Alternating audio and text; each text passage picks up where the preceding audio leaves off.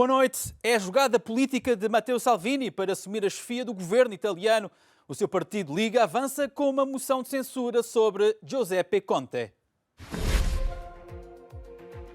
O partido de Matteo Salvini vai apresentar uma moção de censura contra o primeiro-ministro italiano. Líder da Liga pede eleições antecipadas. A economia britânica registra a primeira queda desde 2012. PIB do Reino Unido recua 0,2% no segundo trimestre. O novo czar da Rússia, Vladimir Vladimirovich Putin, está há 20 anos no poder. Conheça o percurso do antigo espião do KGB. Hoje é Dia Internacional dos Povos Indígenas. São 5.000 grupos distintos em 90 países. Muitos estão ameaçados. Eleições rápidas é o desejo de Matteo Salvini depois do seu partido ter avançado com uma moção de censura sobre o primeiro-ministro italiano Giuseppe Conte. Salvini tem as sondagens a seu favor. O partido de Matteo Salvini vai apresentar uma moção de censura contra o primeiro-ministro italiano Giuseppe Conte, a quem tinha dado apoio até ao momento no contexto da coligação com o Movimento 5 Estrelas. Salvini já tinha anunciado que a coligação seria impraticável e pediu eleições antecipadas devido às divergências sobre vários assuntos. Aqueles que perdem tempo prejudicam o país, foram as palavras do líder da Liga. Conte acusou Salvini de querer acabar com a coligação para aproveitar os bons resultados obtidos nas últimas eleições europeias. Este anúncio acontece depois de semanas de tensão no núcleo do Movimento 5 Estrelas. A última divisão teve a ver com o não entendimento sobre o projeto ferroviário de alta velocidade entre Lyon e Turim. O Senado italiano rejeitou a moção do 5 Estrelas para bloquear a construção da linha. A última palavra sobre a dissolução do Parlamento e sobre a convocação de novas eleições cabe agora ao presidente Sergio Mattarella. A acompanhar a situação política italiana está a nossa correspondente em Roma, Giorgia Orlandi.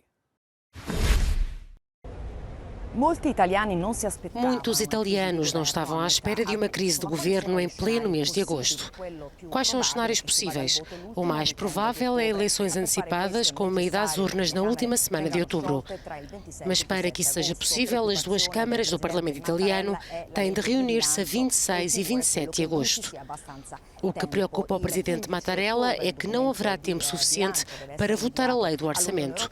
O texto tem de ser enviado para Bruxelas a 15 de outubro e no dia 20 começa o exame do projeto de lei pelo Parlamento, que estará concluído a 31 de dezembro.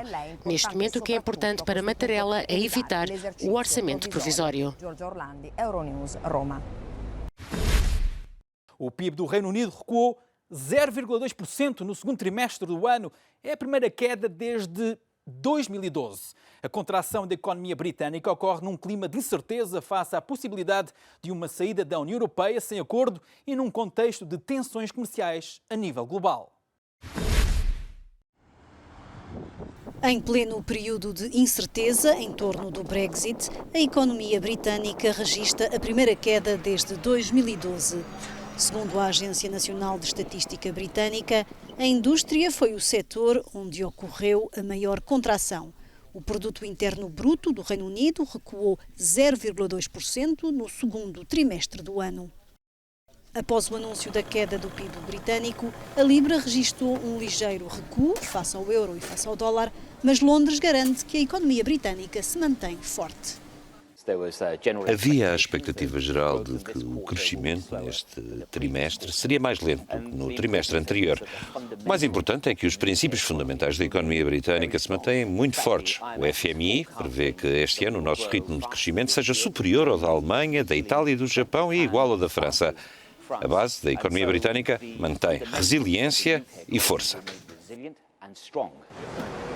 No início do mês, o Banco de Inglaterra reviu em baixa as previsões anuais de crescimento de 1,5% para 1,3%, devido à possibilidade de uma saída da União Europeia sem acordo num contexto de tensões comerciais a nível global.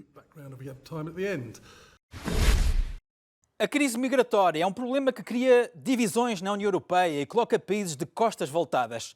Os líderes não encontram soluções e, enquanto isso, as populações, agora em especial em Espanha, começam a ver e a viver o problema. Esta quarta-feira, veraneantes na praia de El Palmar foram surpreendidos por uma embarcação com migrantes oriundos de Marrocos. A Guarda Civil interveio e deteve as pessoas.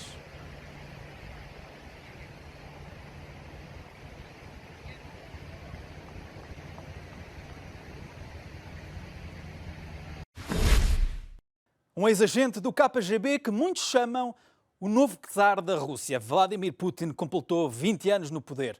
Durante a sua governação, o homem forte do Kremlin restituiu o orgulho dos russos e devolveu a importância do país na arena internacional. Mas a nível interno, Vladimir Vladimirovich Putin enfrenta obstáculos. Dia 9 de agosto de 1999, Vladimir Putin foi nomeado primeiro-ministro interino da Federação Russa.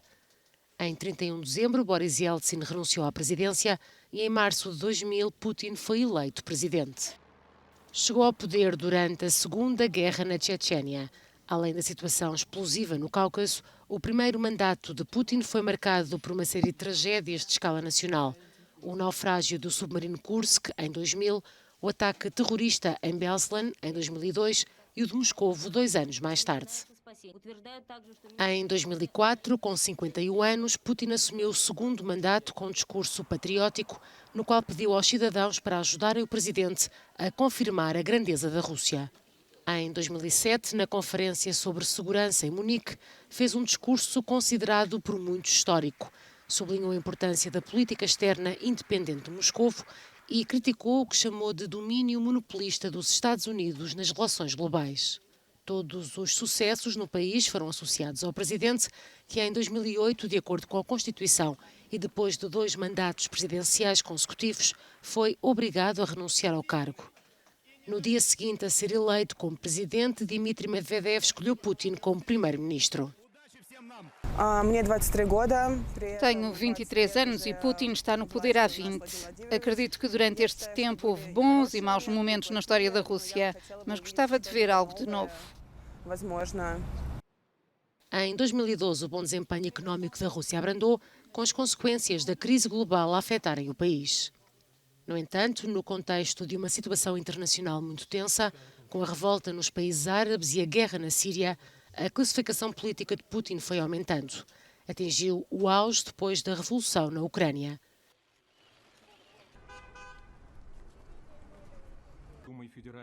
O êxito visível da política externa foi acompanhado pelo declínio da situação económica, mas em 2018 Putin ganhou as eleições presidenciais com um valor recorde de 76% dos votos.